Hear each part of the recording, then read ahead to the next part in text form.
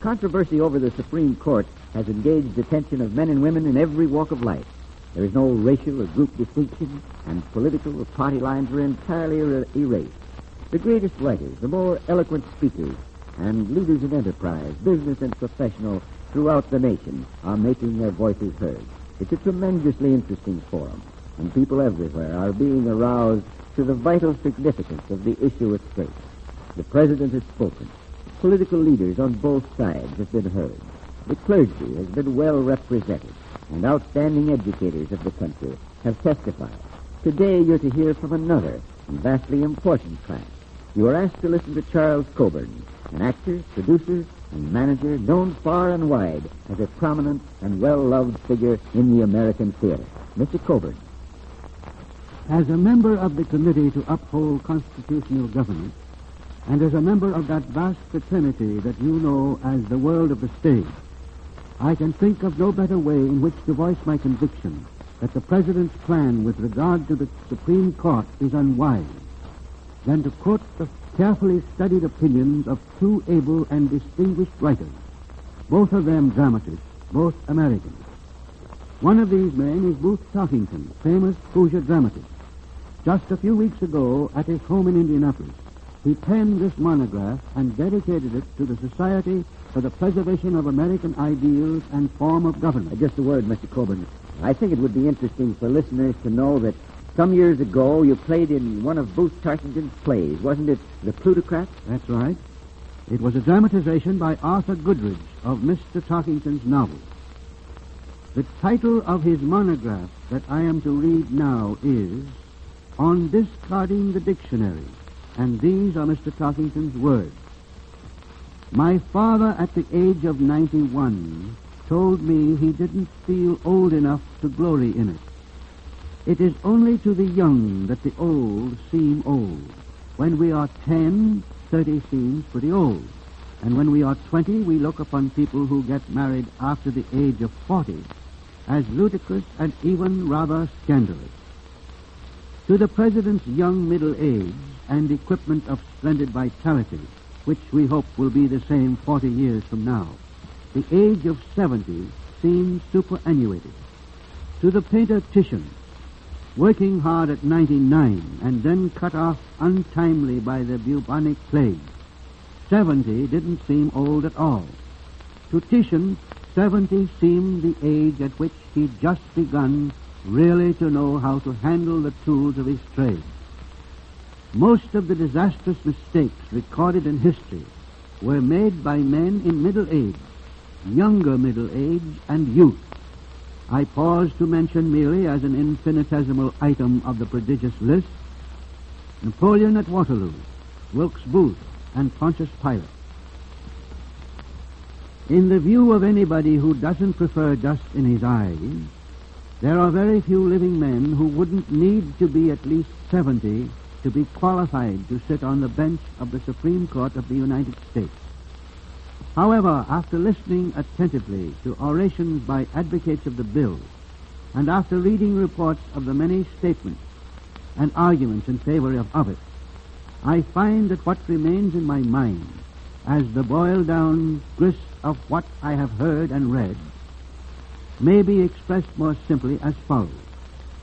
These judges are too old because we've got to get them out of the way in order to change the Constitution without changing it. That is to say, the proponents of the bill do not only admit, they urge and proclaim that the present judges must be removed or overwhelmed because they stand in the way of certain policies. We may understand the matter better if we pause to inquire here, how do the judges stand in the way of those policies?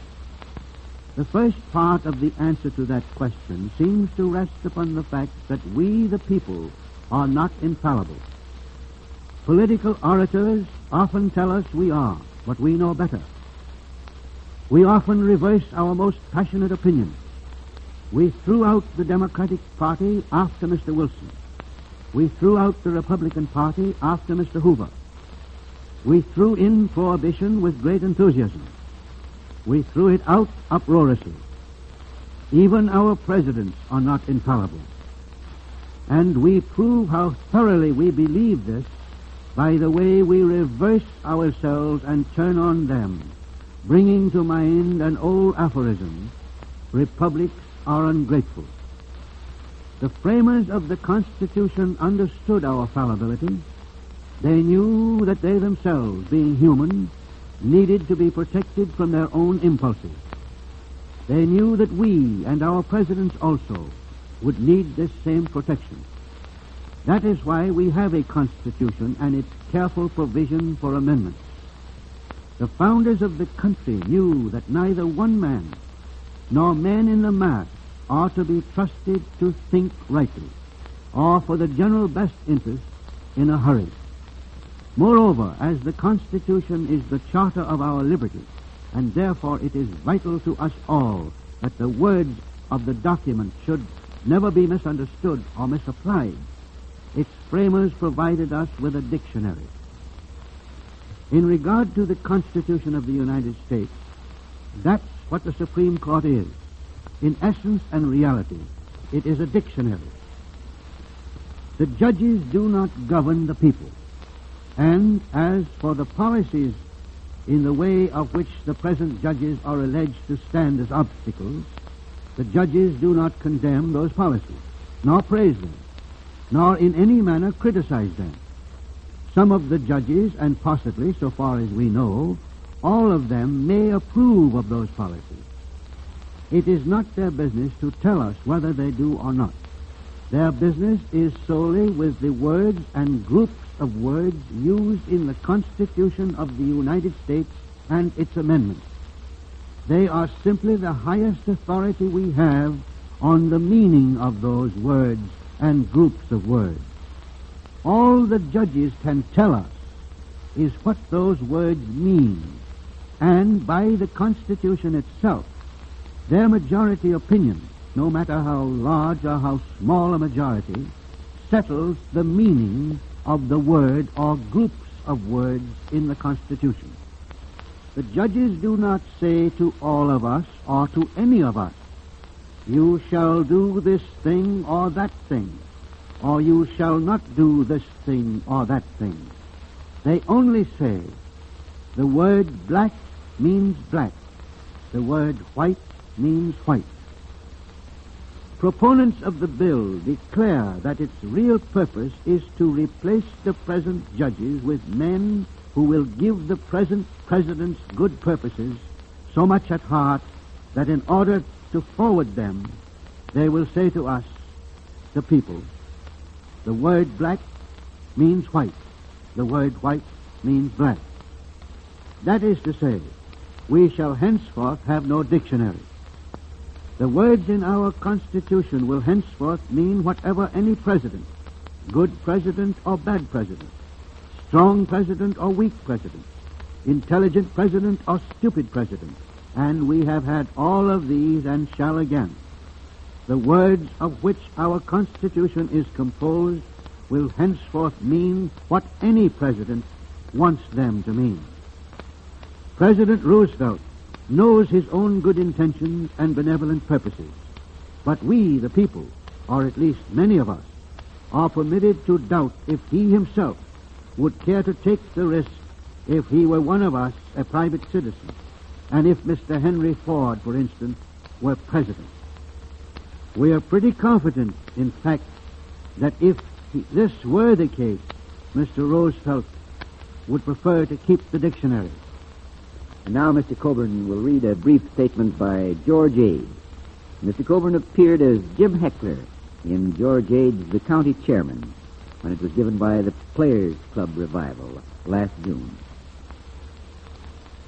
Writing for the Society for the Preservation of American Ideals and Form of Government, George Ade said, "All of us know that many of our friends and neighbors who voted for Mr. Roosevelt in November are amazed and somewhat appalled to find that he is interpreting the result of the election as an authorization to dismember and wreck the Supreme Court.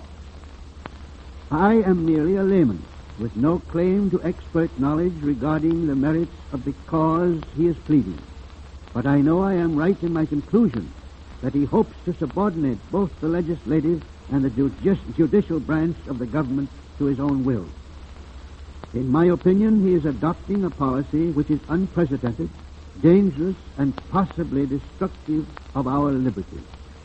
He is hatching huge plans for reconstructing the whole social order, abolishing poverty, and delivering prosperity to the ill-housed, the scantily fed, and all those who suffer the penalties of the underprivileged.